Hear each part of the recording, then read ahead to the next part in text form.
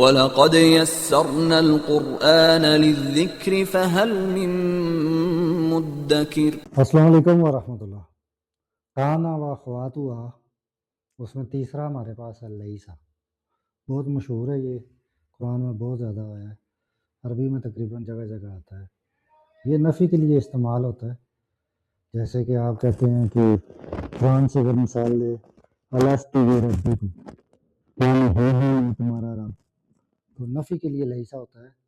مثالیں ڈائریکٹلی دیکھتے ہیں، ہمارے پاس یہ ہے، ہمارا ہے فعل ناقص لیسا، اور کام اس کا کیا ہے کہ یہ کرے گا اس کو منصوب خبر کو، اور اسم کو یا فعل کو کرے گا، اور اسم کو کرے گا مرفوع۔ تو دیکھیں ہمارے پاس آیت کیا ہے، لیس البر، اب بر آپ کو پتہ ہے کہتے ہیں نیکی کو، تو یہاں پہ یہ خبر ہے کہ کوئی نیکی نہیں ہے، ان آ گیا ہمارے پاس، یہ انا کے اس میں سے ہے۔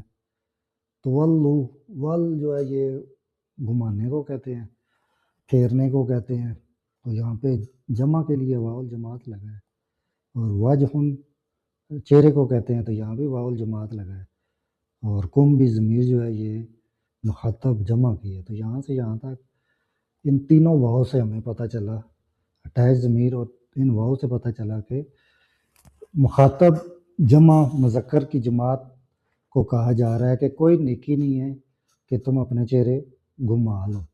تو اب اس پورے جملے کا گرامیٹیکل انالیسس جب کر رہے ہوں گے تو لیسا فعل ناقص ہے، نفی کرے گا، البر خبر مقدم ہے، یعنی خبر پہلے آ گئی ہے، منصوب ہے، انت ولو اسم مؤخر ہے۔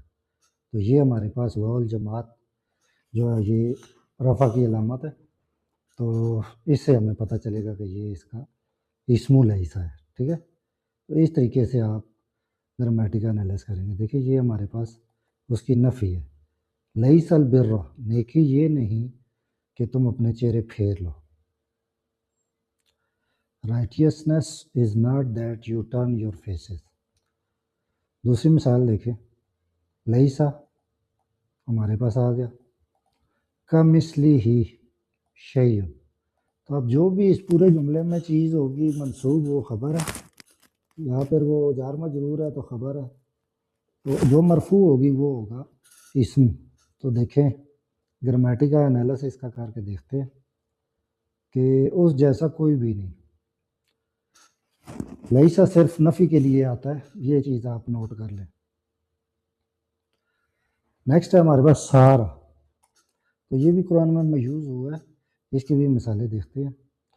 دیکھیں فسارا حبان منثورا، پھر وہ بکھری ہوئی دھول بن گئے۔ دیکھیں واو الجماعت، سارا ہمارا فعل ناقص ہے، واو الجماعت اس کے ساتھ لگا ہے، تو لا یرا اس کی خبر ہے۔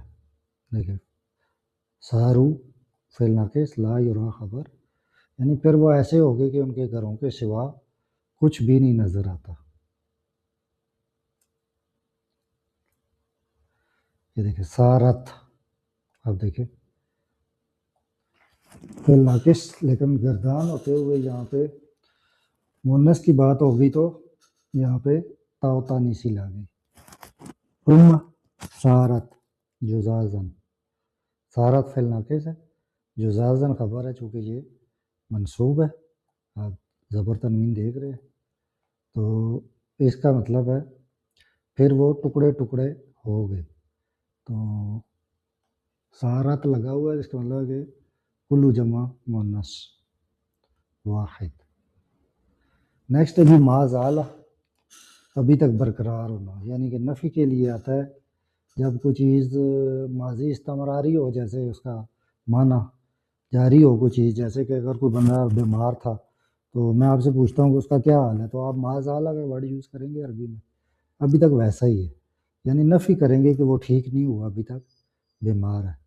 تو اس کی مثال دیکھیں، ولا یزالون مختلفین، تو آپ دیکھیں زالہ جو ہمارے پاس تھا یہاں پہ یہ فعل ہے، تو اب اس کی گردان جب ہوئی ہے تو علامت مضارع اور ساتھ میں واو الجماعت اور اس کا منصوب خبر ہے، مختلفن اختلاف ہوا، تو جو اس کے فائل تھے وہ مختلفین ہو گئے، ٹھیک ہے، مختلفین.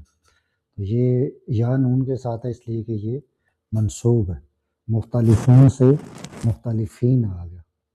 تو قرآن مجید میں اس سورہ کی آیت پہ جا کے آپ سیاق و سباق سے دیکھ سکتے ہیں کہ زالہ کس سیاق و سباق میں آیا ہے کہ وہ ہمیشہ اختلاف میں رہیں گے.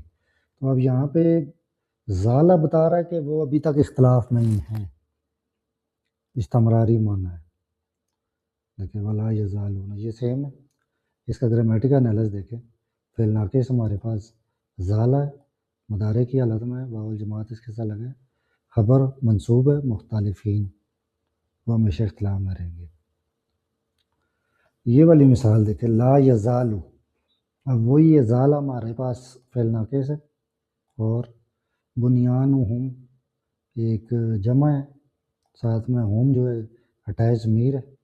بن کہتے ہیں بنیاد کو، تو بنیان جمع ہے. الذی اسم موصول واحد مذکر. بناؤ یہ بھی جمع. ریبہ فی قلوبہم، ریبہ آپ کو پتہ ہے شک کو کہتے ہیں، اور فی حرف جر ہے، قلب کی جمع قلوب ہے، ساتھ میں ہم ہٹائے ضمیر ہے. تو ان کی بنائی ہوئی عمارت ان کے دلوں میں ہمیشہ شک بنی رہے گی.